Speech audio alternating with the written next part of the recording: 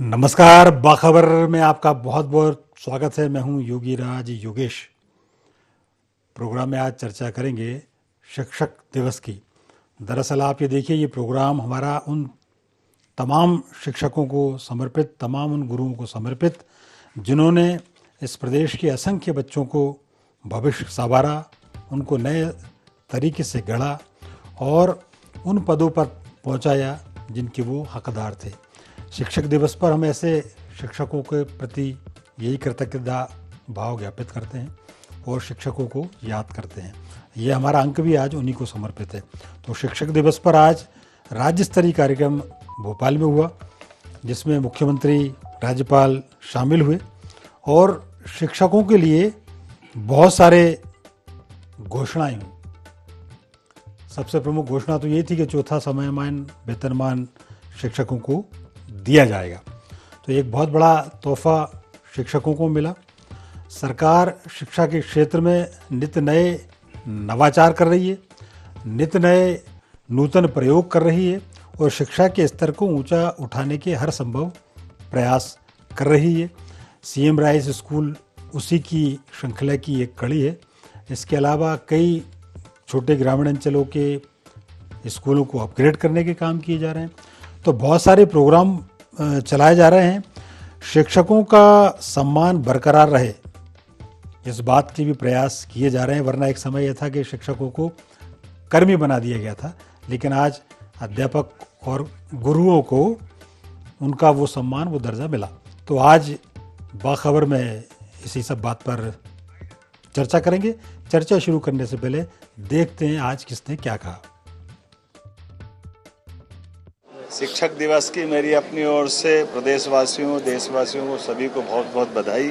14 राज्य के हमारे चयनित शिक्षकों का सम्मान भी किया गया।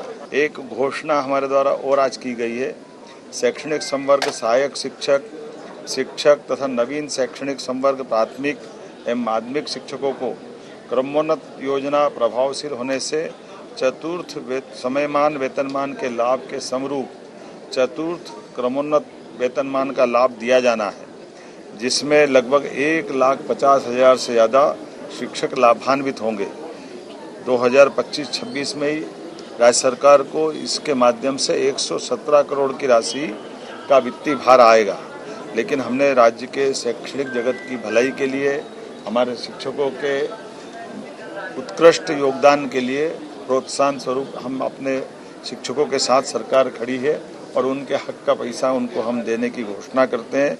मेरी अपनी ओर से सभी सहायक शिक्षक, उच्च श्रेणी शिक्षक, नवीन शैक्षणिक संवर्ग प्राथमिक और माध्यमिक शिक्षकों को चतुर्थ क्रमोन्नत वेतनमान की अग्रिम बधाई दे रहा हूं। ठीक। तो आज इस विषय पर चर्चा करने के लिए हमारे साथ एक विद्वान पैनल शामिल होगा। स्टूडियो में हमारे साथ हैं जाने माने पत्रकार और शिक्षा का दायित्व भी निभाने वाले प्रकाश सक्सेना जी। प्रकाश जी, आपका प्रोग्राम में बहुत बहुत स्वागत है। हमारे साथ आज अभी जुड़ेंगे थोड़ी देर से जगदीश यादव, प्रांताध्यक्ष हैं राज्य शिक्षक संघ के, और एक और वरिष्ठ पत्रकार देवदत्त दुबे जी भी हमसे जुड़ने वाले हैं। लेकिन मैं शुरुआत प्रकाश जी आपसे कर लेता हूँ।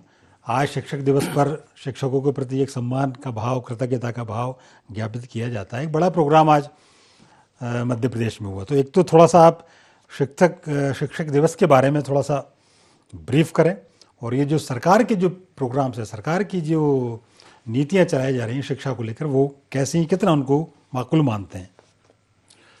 देखिए, शिक्षक दिवस तो हम काफ़ी सालों से मना रहे हैं। उसका कारण तो लगभग सभी को मालूम होगा कि हमारे जो राष्ट्रपति थे सर्वपल्ली राधाकृष्णन जी के जन्म दिवस पे, क्योंकि उनका भी जो कैरियर शुरू हुआ था शिक्षक के रूप में शुरू हुआ था, और सौभाग्य से कुछ अवसर मुझे भी मिला अपने कैरियर के शुरुआती दिनों में। तो बड़े दायित्व वाला, बड़ा जिम्मेदारी वाला पद होता है गुरु का पद।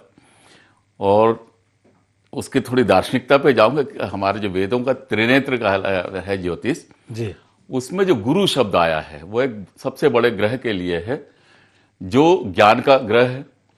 और यदि हम पर्यावरण में देखें तो जो प्राणवायु है हमारी ऑक्सीजन, तो उसका भी स्वामित्व वाला ग्रह है। तो हम उसी से यदि हम समझें तो एक समाज, एक देश की प्राणवायु तैयार करने वाला ग्रह है वो। जी। शिक्षा के बिना मनुष्य एक सामाजिक प्राणी जरूर है, पर वो एक एनिमल से, जानवर के तुल्य, जब तक उसमें शिक्षा का, संस्कारों का प्रादुर्भाव ना हो। तो गुरु की भूमिका वही है कि वो हमारे समाज को, हमारे देश के लिए प्राणवायु तैयार करता है शिक्षा और संस्कार के द्वारा। तो वो एक सम्मानित पद होना चाहिए, जिम्मेदारी वाला पद है वो, और उसकी भी ऑक्सीजन सरकार, जैसे मुख्यमंत्री जी ने घोषणा की है, और संयोग से मेरा जो कुछ समय का जो शिक्षक का दायित्व था तो उज्जैन में ही था वो जी। तो मुख्यमंत्री जी ने जो उनको वेतनमान वगैरह देकर उनकी प्राणवायु बढ़ाई है, और ये उम्मीद की जा सकती है कि शिक्षा में इससे काफी फर्क पड़ेगा शिक्षा जगत में, क्योंकि शिक्षक जितना चिंता मुक्त होकर अपने काम पर फोकस करेंगे उतना वो समाज को, देश को कुछ देकर जाएंगे। ये आपने एक अच्छी बात कही। देखिए प्रकाश जी, ये इसमें कोई दो राय नहीं, ज्योतिष का सबसे महत्वपूर्ण जो ग्रह है वो जुपिटर ही है, गुरु ही है। गुरु से बड़ा कोई ग्रह नहीं। और जिस पर गुरु की कृपा, समझो उसका उसका जो जीवन है वो उसकी जीवन नैया पार लग जाती है। तो गुरु का इतना महत्व, और गुरु के बारे में तो अपने गुरु ब्रह्मा, गुरु विष्णु, गुरु देवा, परम ब्रह्म, परम ब्रह्म कोई है। तो भारत को विश्व गुरु की श्रेणी में रखा इसलिए गया। हमारा ज्ञान जो स्वामी विवेकानंद से यदि हम देखें, विदेशों में, एक विधर्मी देश में हमारे यहाँ का एक सन्यासी जाकर जो ज्ञान, ऐसा नहीं कि उन्होंने आडंबर, हमारी जो एक छवि बनी हुई थी उसको तोड़ा था कि हमारा देश कुछ सपेरों का देश नहीं, जादू टोने का देश नहीं है। उन्होंने हमारे धर्म को विज्ञान से जोड़ते हुए बिल्कुल वो जो वहां पर भाषण दिया था, सारे धर्मों के बीच में अपनी श्रेष्ठता साबित की थी। और तब से हम विश्व गुरु के दिशा में बगना, उसके बाद बहुत से गुरु गए हैं बिल्कुल, और ज्ञान को विदेशों तक फैलाया।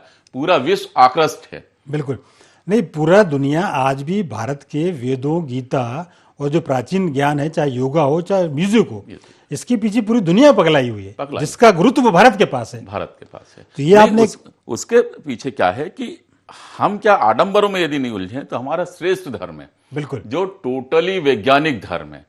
आप देखें सनातन, मैंने काफी समय से लोगों को सुनता रहा, सनातन की जो व्याख्या है, सनातन जो शब्द है जिसका आदि ना अंत, यदि आप साइंस का फार्मूला देखें, जिसका ना आदि ना अंत और जो नित्य नूतन, हाँ नहीं, उसका आप साइंस का एक फार्मूला ऐसे कंपेयर करें, law of conservation of energy, ऊर्जा संरक्षण का सिद्धांत, शक्ति जिसे ना पैदा कर सकते ना नष्ट कर सकते, उसका रूपांतरण होता है। आज हम कैमरे के सामने बैठे हैं, कैमरा लोगों के घरों तक जा रहा, हमारी तस्वीर को वहां ले जा रहा है। तो हमारे जो एनर्जी है, लाइट एनर्जी से मैग्नेटिक एनर्जी में कन्वर्ट हो रही है, लोगों के वापस लाइट एनर्जी में। तो रूपांतरण हो रहा, शक्ति को ना पैदा किया जा सकता ना नष्ट किया जा सकता। ये हमारा सनातन धर्म है, और इसी में गुरु की भूमिका, इसी में गुरु की भूमिका। ये आपने बड़ी महत्वपूर्ण बात की। देवदत्त दुबे जी भी हमारे साथ जुड़ गए हैं। दुबे जी, मेरी आवाज आपको मिल रही है? हाँ मिल रही। तो देवदत्त दुबे जी और देवदत्त गुरु जी, ये भी बोल सकते हैं, तो थोड़ा सा आप भी प्रकाश डाल दें आज गुरु जी की महिमा पर। जी देखिए, हमारी देश की तो समृद्ध गुरु परंपरा रही है। गुरु गोविंद दो खड़े, काके लागू पांव, बलिहारी गुरु आपकी जो गोविंद जी बताए। और बड़ा ऐसा संबंध रहा है गुरु शिष्य का कि हमने प्रतिमा के सामने एकलव्य ने धनुर्विद्या सीख ली, और जब गुरु ने दक्षिणा मांगी तो अंगूठा काट के दे दिया। लेकिन जो वर्तमान दौर है, इसमें गुरु और शिष्य दोनों को समझना पड़ेगा कि हम उस परंपरा से कहाँ जा रहे हैं। शिक्षक तो वो है जो कहते हैं कि एक विद्यालय खोलना और जेल बंद करने के बराबर होता है, क्योंकि तो माँ बाप बच्चे के शिक्षक होते, तब जैसे ही स्कूल जाता है, आजकल तो KG 1 से जाने लगे, KG 2 से फिर छोटे, जो संस्कार डलते हैं बच्चे हुए सब शिक्षकों से ही डलते हैं। वही यदि अच्छा विद्यालय, अच्छा शिक्षक मिल गया, एक अच्छा विद्यार्थी निकलता है, एक अच्छा नागरिक निकलता है। कहीं वो वैज्ञानिक होगा या अधिकारी होगा, जहाँ भी जाएगा देश की और समाज की सेवा के लिए बेहतर करेगा। तो बहुत जरूरी है कि इस समृद्ध परंपरा को हमें संजो के रखा जाए, क्योंकि एक ये भी देखा जाता है कि शिक्षकों को पढ़ाई के अलावा इतने काम दिए जाते हैं, खासकर चुनाव के समय, और भी सर्वे, मतदाता सूची, बहुत सारे काम दिए जाते हैं। वो सबसे मुक्त रखकर शिक्षक को केवल शिक्षा का ही काम रखा जाए, और विद्यार्थियों के लिए उनका सीधा संवाद जारी रहे, कहीं बीच में रुकावट ना आए।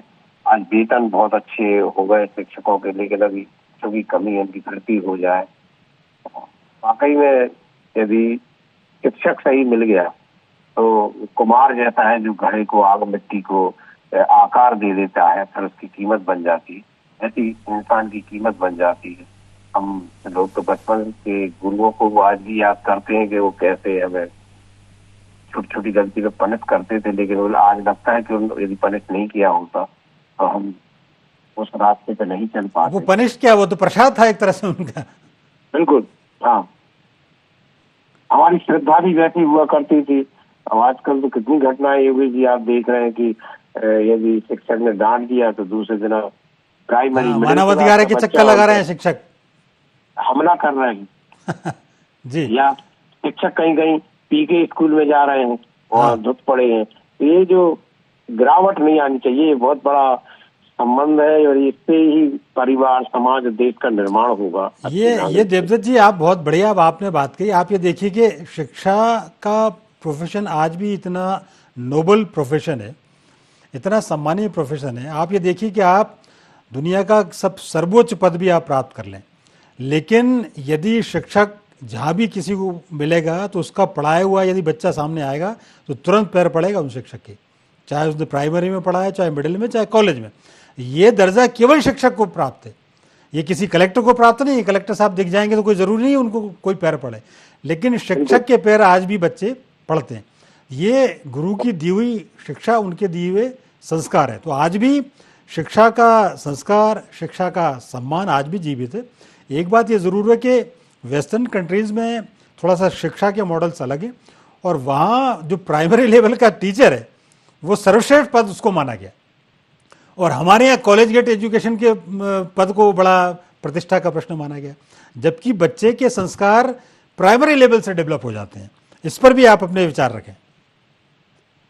बिल्कुल, तो कच्ची मिट्टी का घड़ा होता है, आप उसमें जैसे संस्कार दोगे वैसा वो बनेगा। आजकल तो प्राइमरी के और KG1 के बच्चे जाते हैं जो घर में खेलते थे, वो अब स्कूल चले जाते हैं। तो आधुनिक साधन भी बहुत अच्छे आए योगी जी। हम लोग तो एक स्लेट पेंसिल और वो खत दवात वाले पढ़ने वाले, लेकिन आजकल तो खिलौनों से, इमेजन से, बहुत अच्छी पिक्चराइजेशन से बच्चों को बहुत इंटेलिजेंट भी हो रहा है।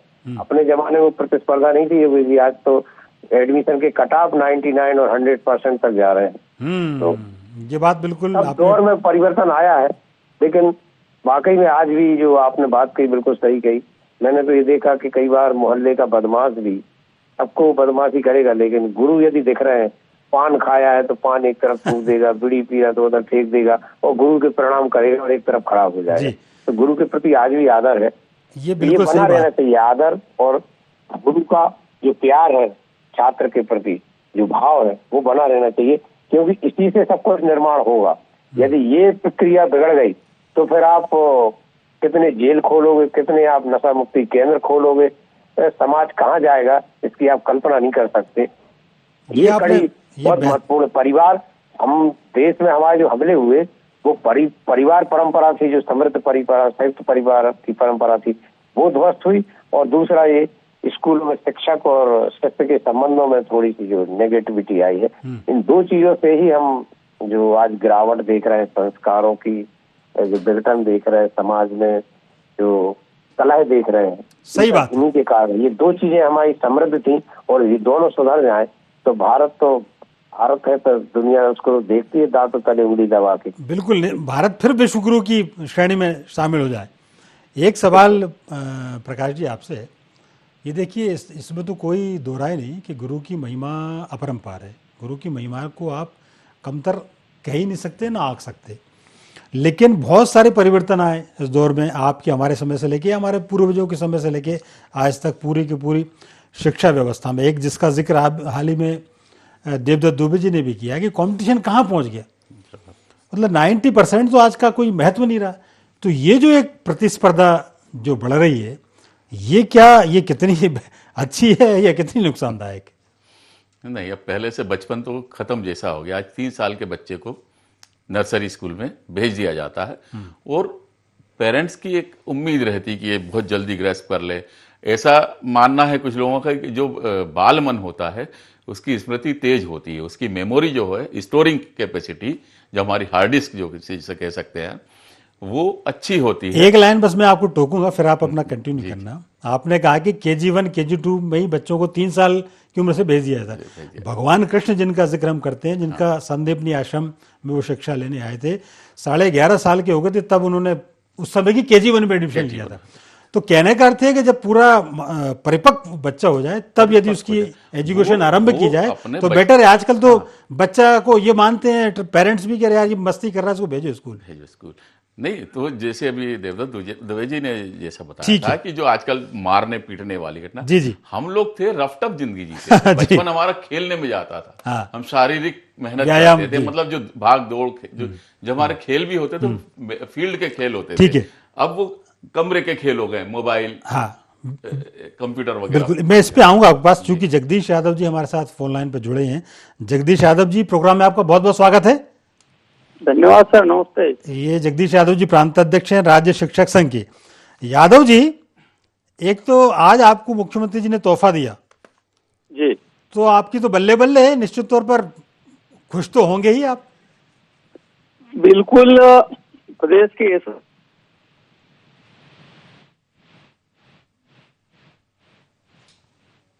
उन्नत वेतनमान की जो घोषणा की है जी, निश्चित रूप से प्रदेश के कर्मचारी जगत में हर्ष व्याप्त है।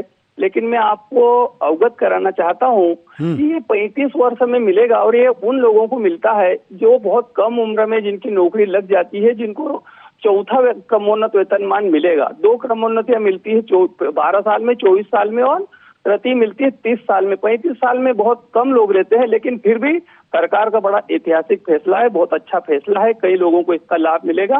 लेकिन हमारा जो संवर्ग है, जो सबसे ज्यादा 3.5 लाख लोग हमारे राज्य स्कूल शिक्षा सेवा संवर्ग के हैं, इन लोगों को अभी 10 साल तक इसके बारे में सोचने की जरूरत ही नहीं है, क्योंकि पुराने जो संवर्ग के लोग हैं उन लोगों को इसका लाभ मिलेगा। बड़ा सरकार का ऐतिहासिक फैसला है प्रदेश के माननीय मुख्यमंत्री जी ने, और प्रदेश के बहुत ही संजीदा माननीय शिक्षा मंत्री जी ने बड़ी लगनशीलता से इस विषय पर लगे और इसका करवाया उन्होंने। बड़ी हर्ष की बात है। लेकिन हमारे लोगों को काफी अपेक्षाएं थी। विगत 7 वर्षों से हमारी वरिष्ठता का मामला अटका हुआ है, उसको सरकार ने हल करना था। नियुक्ति दिनांक से वरिष्ठता वाला अनुकंपा का एक ऐसा मुद्दा है, पूरे प्रदेश में लगभग 5000 के आसपास ऐसे लोग हैं जिनके परिवारों को अनुकंपा नियुक्ति की जरूरत है। अनुकंपा नियुक्ति पर निर्णय आज माननीय मुख्यमंत्री जी करते तो बहुत अच्छा रहता शिक्षकों के लिए। आज में अभी आप वरिष्ठ लोगों के और विद्वान लोगों के मुख से जब शिक्षकों के सम्मान में इस प्रकार की श्रद्धा और इस प्रकार की भावनाएं जब सुनते हैं तो मैं अपने आप में गौरवान्वित महसूस कर रहा था। मैं हृदय से अत्यंत प्रफुल्लित और गर्वित हूं कि मैं उस समाज का नेतृत्व करता हूं जिसके प्रति आज भी समाज का सबसे जो बुद्धिमान वर्ग होता है, जो समाज के लिए सोचता है, जिनको तीसरा नेत्र काम करके काम करता है, इतने अच्छे वरिष्ठ पत्रकार लोग शिक्षा जगत के बारे में इतने अच्छे विचार रखते हैं। नहीं, हम लोग भी आज जहाँ पहुंचे हैं वो शिक्षकों की कृपा से ही पहुंचे हैं। बिल्कुल बिल्कुल, आपका स्नेह और हमारे प्रति बना रहे। आज ये जो सनातन की जो व्यवस्था है, यदि एक बालक नरेंद्र को स्वामी विवेकानंद बनाने का काम किया तो रामकृष्ण परमहंस जी ने किया था। एक यदि चंद्रगुप्त को बनाने का काम किया था तो आचार्य चाणक्य ने किया था। आज भी प्रदेश में यदि शिक्षकों को प्रति वर्ष सम्मान मिलता है, ये तो कुछ लोग हैं, लेकिन मेरे पास ऐसे सैकड़ों लोग हैं जो हर जिले में, हर तहसील में नवाचार के काम करते हैं, वो भी सब सम्मान के पात्र हैं। प्रदेश के माननीय मुख्यमंत्री जी ने विगत 2-3 कार्यक्रमों में, और ये चौथा कार्यक्रम है लगातार, कि जहां पर सरकारी शिक्षा व्यवस्था की भूरी प्रशंसा की है। और पिछले कई सालों के आप यदि रिजल्ट उठाकर देखेंगे तो 10th और 12th के रिजल्ट यदि सबसे बेहतरीन कहीं का आता है तो वो सरकारी विद्यालय का आता है। निश्चित तौर पर जगदीश यादव जी, ये इसके लिए शिक्षक बधाई के पात्र हैं और सभी ये चाहते हैं कि सरकारी स्कूलों का स्टैंडर्ड बढ़े और ये जो प्राइवेट नाम की जो बीमारी है वो ही खत्म हो। क्यों? क्योंकि आज भी आप ये देखिए कि 12th तक आप तो चाहते हैं कि प्राइवेट स्कूल में पढ़ना, जैसे मेडिकल कॉलेज की बात आती है, जैसे IIT की बात आती है, इंजीनियरिंग कॉलेज की बात आती है, तो सबको सरकारी कॉलेज याद आने लगते हैं। तो ये एक इसका पहलू है। लेकिन एक दो छोटे छोटे सवाल मेरे आपसे और थे। एक तो ये है कि हर समय शिक्षक सरकार से शिक्षक दिवस पर पारितोषिक या इनाम की अपेक्षा क्यों करता है? यदि सरकार ने ये घोषणा की तो आपको बहुत अच्छा लगा, निश्चित तौर पर ये सरकार की जिम्मेदारी है। दूसरा एक छोटा सा सवाल ये है कि अब शिक्षकों की जिम्मेदारियां नए दौर के परिवेश में शिक्षकों की चुनौतियां लगातार बढ़ी हैं, उन जिम्मेदारियों को आप कैसे देखते हैं? श्रेष्ठता की ओर काम करना चाहते हैं कि मध्य प्रदेश शिक्षा के क्षेत्र में भी इस देश का अग्रणीय राज्य बने, इसलिए हम लगातार रहते हैं। और प्रदेश का मतलब इतिहास में मध्य प्रदेश के ऐसे शिक्षा मंत्री अभी बने हैं कि जो शिक्षा के प्रति, शिक्षक संगठनों के प्रति उनका सकारात्मक रवैया रहता है। आज भी आपने सुना होगा कि उन्होंने शिक्षक संगठनों के प्रति भी एक अब आप शिक्षा मंत्री की बात कर रहे हैं, शिक्षा मंत्री ने तो कह दिया था अतिथि शिक्षा के कोई हमारे मेहमान थोड़ी हैं। नहीं, अतिथि शिक्षकों के लिए भी वो बड़ा अच्छे विचार रख रहे हैं। उन्होंने कोई, उनकी ऐसी कोई भावना नहीं है, लेकिन उसको अलग प्रकार से प्रस्तुत हो जाए वो अलग उसे हो सकता है। लेकिन अतिथि शिक्षकों के प्रति भी हमारी भी भावनाएं हैं कि माननीय मुख्यमंत्री जी, माननीय शिक्षा मंत्री जी उनकी सेवाएं 12 महीने की करें और उनको नियमित करने की दिशा में एक गुरुजियों की जिस प्रकार से परीक्षा ली थी, ऐसी परीक्षा लेकर उनको भी नियमित करने की दिशा में सरकार आगे बढ़े, ऐसा सरकार से भी हमारा आग्रह है। और अनुकंपा नियुक्ति के वरिष्ठ नियुक्ति दिनांक से वरिष्ठ, और जो मध्य प्रदेश में शिक्षकों के लिए एक अपमानजनक और अव्यवहारिक जो व्यवस्था भी लागू की है सरकार ने, ये अटेंडेंस, उसको सभी कर्मचारियों के लिए लागू करें, तभी शिक्षकों के लिए भी लागू करें, ऐसी मांग भी हम लगातार कर रहे हैं। इन विषयों पर भी आज प्रदेश के माननीय मुख्यमंत्री जी बोलते हैं। अच्छा, एक छोटा सा सवाल यादव जी छोटा सा सवाल, ये अटेंडेंस अपमानजनक व्यवस्था है, ठीक है, आपका मानना है, लेकिन आप साथ में कह रहे अच्छा सभी सरकारी कर्मचारियों के लिए यदि ये लागू हो जाएगी तो फिर सम्मानजनक हो जाएगी। नहीं, सम्मानजनक तो हमारे लिए क्यों, शिक्षक को ही नहीं, सभी की बात कर रहा हूँ, शिक्षक के लिए क्यों, बात ये है शिक्षक के लिए क्यों? जब आप बोल रहे हो कि शिक्षक सबसे अच्छा पढ़ा रहा है, सरकारी स्कूल अच्छा रिजल्ट दे रहा है, सरकारी सारी कंपटीशन एग्जाम में सरकारी विद्यालय के बच्चे जा रहे हैं, तो फिर शिक्षक को ही चोर क्यों समझा जाए? बात ये है। ठीक, बात वो नहीं है कि सब पे हो जाएगी फिर सम्मानजनक हो जाएगी, ऐसी बात नहीं है। लेकिन स्थिति ये है कि हमारे लिए क्यों? बिल्कुल ठीक बात है। आप हमारे साथ बने रहिए चर्चा में भी। मैं प्रकाश जी आपकी तरफ आ रहा हूँ। आपकी बात एक तो अधूरी रह गई थी, आपने बहुत महत्वपूर्ण पहलू उठाया था कि जो शारीरिक व्यायाम है ये अपने आप में इससे बड़ी कोई शिक्षा ही नहीं। कोई शिक्षा नहीं है। आप देखें, हम लोग जब प्रकृति से तारतम्य में बैठा के बड़े हुए, 6 साल की उम्र में पहली क्लास में एडमिशन मिलता था, जो हम लोगों का टाइम था, 6 साल कंप्लीट होने पे, तो हम बाहर खेलते थे, बारिश में नहाते थे, सड़कों पे प्रकृति के साथ हम खेलते थे, मैदानों में भाग दौड़ करते थे, खेल इस तरह के होते थे, हमारा व्यायाम होता था। तो हम शारीरिक और मानसिक रूप से परिपक्व होकर शिक्षा के क्षेत्र में जाते थे। हम अपना एजुकेशन जो पहली क्लास होती थी अच्छे से पक्के जाते थे। उस समय हमारे टीचर पिटाई लगा देते, हम उसको बर्दाश्त कर लेते थे। अब क्या है, बड़े नाजों से पलते हैं बच्चे। तीसरी क्लास से आप उनको भेज देते हैं, ठंड होगी तो पूरा ढक देंगे, गर्मी, आप प्रकृति से उनके अच्छा, आप देखिए ठंड में आप भेज रहे हैं उन्हें और स्कूल में जा रहे हैं तो वो भी एसी में बैठे हुए हैं। कहने का मतलब ये कि उनको प्रकृति नहीं होता। और आज जो रिसर्च जो हो रही है, डॉक्टर के पास आप किसी बीमारी को लेके जाओ, वो सबसे पहले कहते हैं कि विटामिन डी की कमी है। आप विटामिन डी माने आप सूर्य की रोशनी में नहीं बैठ पा रहे, वो तो सबके लिए हो गया। आप मजदूरों के बच्चों आज भी देख लीजिए, मजदूरों के बच्चे आज भी वही बारिश के पानी में खेलते हुए दिख जाएंगे, पर हम अपने बच्चों को घर में सुरक्षित रखते, तो वो नाजुक हमने बनाया। बिल्कुल, ये नाजुक दौर से तो शिक्षा व्यवस्था गुजर रही है, लेकिन हम बच्चों को भी स्ट्रांग बनाएं और प्रकृति के और ज्यादा करीब ले जाएं। मध्य प्रदेश निश्चित तौर पर इसलिए बधाई के पात्र है, मध्य प्रदेश के शिक्षक इसलिए बधाई के पात्र हैं कि एक सेट पैमाना तय किया है मध्य प्रदेश की शिक्षा व्यवस्था ने। आज भी करीब 1 दर्जन से ज़्यादा शिक्षकों का सम्मान हुआ है। सरकारी स्कूलों के रिजल्ट पहले की तुलना में बेहतर हुए हैं। और आप ये देखिए, प्रशासनिक नौकरी में जितने ज़्यादा सक्सेसफुल रेट सरकारी स्कूल, सरकारी कॉलेजों की है, उतनी प्राइवेट की आज भी नहीं है। इस चैलेंज, इस परिवर्तन के लिए समस्त शिक्षक बधाई के पात्र है। चूंकि समय इतना ही था, चर्चा में आप तीनों ने भाग लिया। जगदीश यादव जी आपका बहुत बहुत धन्यवाद, देवदत्त दुबे जी आपका बहुत बहुत धन्यवाद, प्रकाश जी आपका भी बहुत बहुत धन्यवाद। तो बाखबर में फिलहाल इतना ही। आप हमारे साथ बने रहिए, जुड़े रहिए और देखते रहिए IND 24। नमस्कार।